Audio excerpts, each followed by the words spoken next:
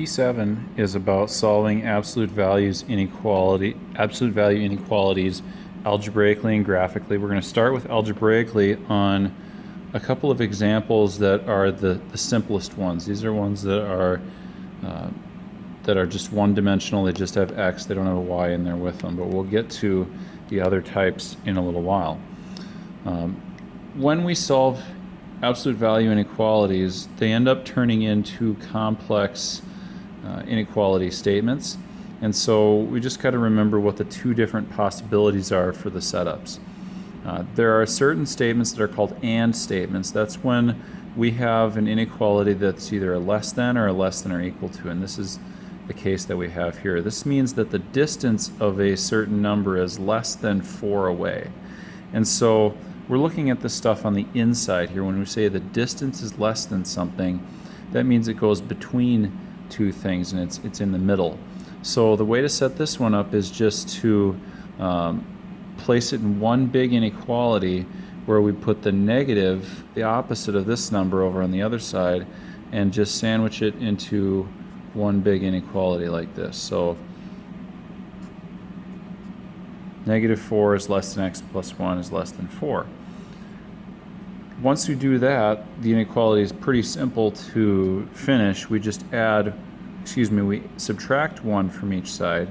So -1, -1, and -1, since there are 3 sides in this case.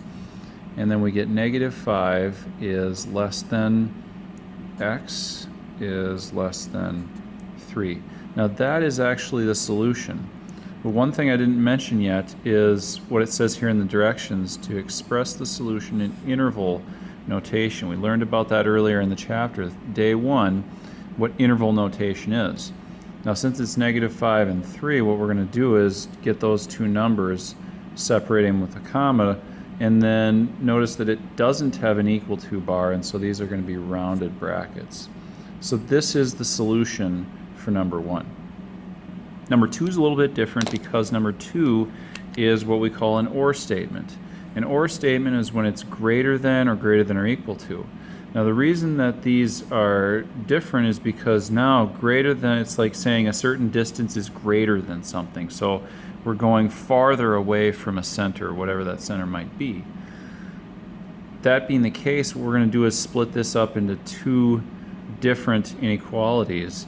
We're going to have x plus 3 is greater than or equal to 5. That's just the original statement here with the absolute value bar is taken off. You can always do one of those. The other one, we're going to say or x plus 3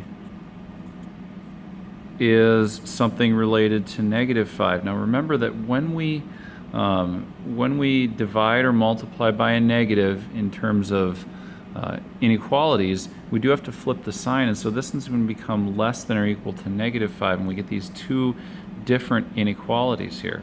So we solve them through, which is really just subtract 3 from both sides in each one. So we've got x is greater than or equal to 2, or x is, subtract 3, less than or equal to -8. And so this is our compound statement, our compound inequality. And we have to turn this into interval notation. You might want to graph this just to make sure you're doing the right thing with the interval notation, because here it looks like we've got -8 on this side and it's going to the left, and then we've got +2 on the right side and it's going to the right. That way now you can describe each one of these a little bit easier, because this, it goes to -infinity up to -8. That's going to be a square bracket. And then this side is square bracket starting at the 2. Remember, it's always going left to right. And then it ends at +infinity, and we're going to do, anytime we have infinities, we're going to do rounded brackets on those. And so our solution is just going to be this compound inequality, which is represented here by interval notation.